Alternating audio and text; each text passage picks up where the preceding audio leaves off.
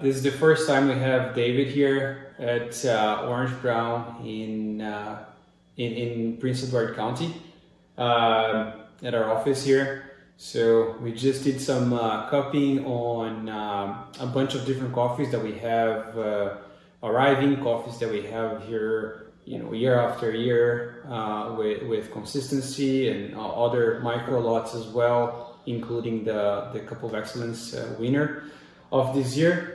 So we just want to take advantage of having him here, cup the coffees together, to ask some questions about specifically the Cup of Excellence coffee, as well as his background, and explaining a little bit more about his work, himself, what he does. So first, thank you, David, for being here with us today. Really nice to be here. Yeah, we're having some coffee from the Cerrado here, which is a great coffee. Hopefully I did a great job on brewing it. You didn't screw it up. Not this time. Not this time. Yeah. So my name is Deyvid. So I live in Brazil. I do the quality control there with the farms, and I work for, and I'm really close and a friend from the Barbosa, and I work for them doing the quality control in the farms, and I do the quality control for Orange Brown, like copying and organizing all the shipments. So I was born in Brazil. My grandfather is a coffee grower. I grew up in the farm. I basically do like everything regarding to quality in Brazil for the Barbosa and Orange Brown. David, so we understand a little bit more about your beginnings in coffee. Tell us where did you grow up? How did you first get into coffee? Why you like it so much? And how you learned about coffee at the very beginning, all the way to what you're doing right now. So I grew up in my hometown. It's called Campos Altos in Brazil, Cerrado region. So I start to work with coffee and get to understand about coffee with my grandfather. We have a small farm in Brazil, and I started working there doing drying process, helping them with the post-harvest. But I was a child, I was just a kid. But even though I was really young, I was learning about the drying process. And then when I reach age of around I was a teenager, I started working at the warehouse where I started cupping coffees and understanding the whole process of logistics and processes at the warehouse, and also cupping. Before, we used to cup only to find defects. We didn't know anything about quality, the specialty or anything like that. It was 2003 at the time, so it's been about 22 years now since I started there. And then I moved to Canada, and I started I went to high school, and then my father lives here. I have family here, so that's why I came in. When I came to Canada, I had I noticed that Brazilian coffee wasn't very well known. They were talking about Santos coffee, which made me somewhat upset, because Santos doesn't produce coffee, and I was we need to work and get a better Brazilian image of the coffees, the quality that we have. So because everybody misunderstood what Brazilian coffee is. Basically then it was just Brazil was just commercial coffee. Not only the quality was bad, and there's no traceability, right? Santos doesn't have any coffee. It's just the port where the coffee goes.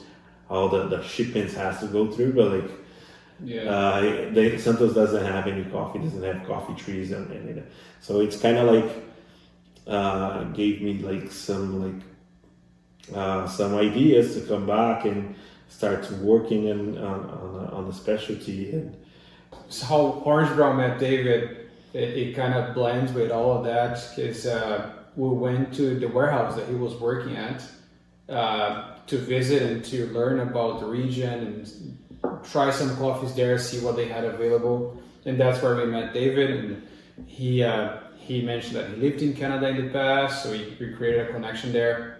And then a few years after, we're working together. But yeah, just to mention about the beginning of Orange Brown as well, which is kind of like meet the same thing. Is we got here, it was very little. There was already more specialty coffee starting from Brazil, but it was still very basics. There were no micro lots, not much consistency on specialty as well. So let's talk now about the cup of excellence. Right? We just cupped the coffee here. I'm sure you cupped this coffee many times. And one thing is the variety, right, of this specific one, which is the Topazio. So it's Topazio is kind of like not a very new not a very new variety. In order to have like a great quality, you need to have the right variety at the right year at the right time, like, to find like a winner like that. We try to make the best coffee we can all the time. Like every process that I'm thinking about doing, we have an inside competition at the Barbosa Coffee, which we get everybody like to compete against each other. Like if you have like an idea, and then you get that coffee, and we try to make this competition like inside competition. So we try all the processes that we do for the lines of quality. We try to make the best coffee ever. And what I think we do, like regarding Cup of Excellence winner, we cup everything, like everything that we do in the farm. We cup like last year we cupped more than 4,000 samples, and I had the idea to get the screens separate, like, so I got the 15, 16, 17, 18, and even 19 all separate, and to select the best coffee, and it was kind of bland. So I tried to do that, like, and pre-select the samples first, and then we do a pre-selection with 200 samples, and then we got 100 samples, and everything all the processes that we do in the farm. So right now we kind of have an idea what works and what doesn't work. So we try to do as many as we can. So by the end of July, August, we are able to select the best coffees, and then we made like a top 30 samples, and then they start like to work and try to find the best. When this coffee reached the finals at the Cup of Excellence, and we had to send a bigger sample, like 30 kilo samples, and we tried to make it as clean and as delicate as we could, because on the top 5, top 10 table, that counts a lot. How many samples of coffee you try on a regular harvest? Like, what's the on average? A regular, we go like around like 3,500 samples a year, but this year we cup like around like 4,300 samples. Okay, it was a lot, because as we're getting like on the competitions, as you're getting far, so and that's how you have to select the best of the best that you make. Like, so the competitions like we do, it's against ourselves. So we always try to make it better. We always try to. We don't have a limit to.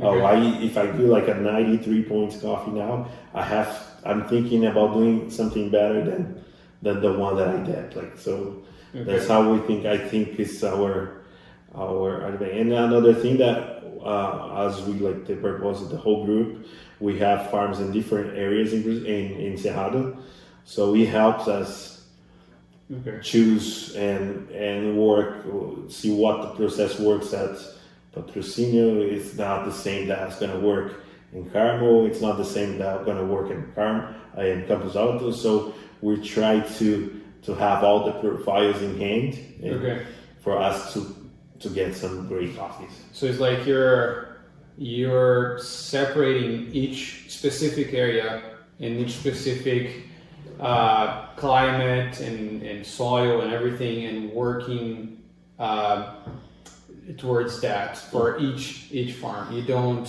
do one process all over the place. It's like roasting specialty coffee. Yeah. Each coffee's got its unique. Yeah. So it depends on the farm, depends on the year. Like right now I have to cup everything again and do a whole new map of the farms and the qualities that I have, and I start to choose the best processes for each microregion.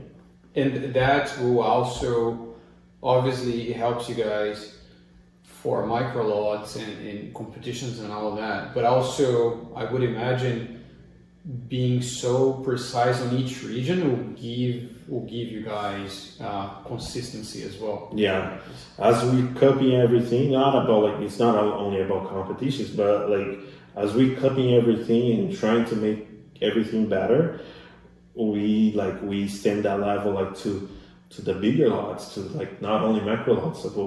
So what we try on the quality control, we give the coffee names, and according to the density and the varieties, we have those big boxes. It's kind of big boxes where we store the coffee. Okay. And when we cup, we have WhatsApp group of every farm. So when I cup a sample and I just write it down the name, and the guys at the field, they know where they have to store it. So it's kind of very, and we have to cup every day. Every day it's new samples, and we have to do that during the harvest at the farm. Okay. Otherwise, if it gets to the warehouse, like in Brazil, when it gets to their house, it will be too late.